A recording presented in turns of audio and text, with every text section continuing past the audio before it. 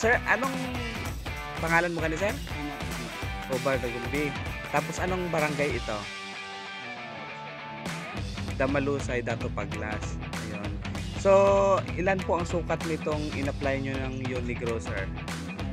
1 hektarya. 1 hektarya na palayan, ano po. Tapos, so first time yung gumamit ng Unigro ngayon.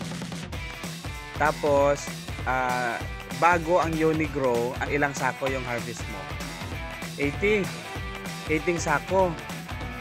Tapos yung sa 18 sako, mga ilang ilang sako na fertilizer ang ginamit mo? 4.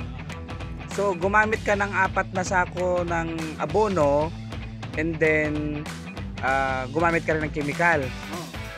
So marami din. Mga ilang 3 bote. Iba-ibang klase o isang brand lang? Oo, so ganon.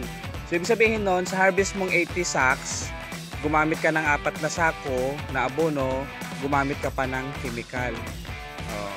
So ngayon, dahil sa Unigro ang ginamit mo, ilang sachet ng Unigro ang ginamit niyo po? 30 na sachet.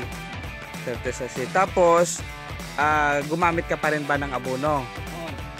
Ilang sakong abono? Isa sako lang sa first application. Ang sa second application, isa pa rin. So 2 sako lang. So just imagine nung hindi ka gumamit ng Unigro, ang abono mo ay 4 na sako. Nung gumamit ka ng Unigro, 50%. So 2 sako na lang. Gumamit ka ba ng chemical? Hindi na. Hindi ka na gumamit ng chemical. So Unigro lang ginamit mo. So paano mga piste? Paano mo makontrol? Naglabas sila ba? Naglabas sila pagka-spray ng Unigro. So si Unigro pala, possible merong insecticide. So tapos doon tayo sa harvest kasi na-excite ako sa iyo eh. So ang harvest mo mga ilang sako ngayon? 110. Sa hektarya ito. So ibig sabihin nun, ang laki ng tinaas. Kasi sa unang cropping mo, gumamit ka ng 4 na sako, gumamit ka pa ng chemical, tapos ang harvest mo 80 lang. Ngayon, nagbawas ka ng 2 sako, hindi ka pa gumamit ng chemical, Unigro lang, ang harvest mo 110. Kaya magbiya po ng ganun pa. Sa Unigro.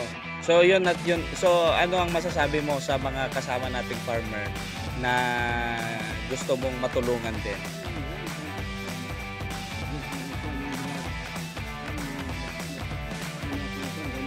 Ng Unigro po. Makita mo rin.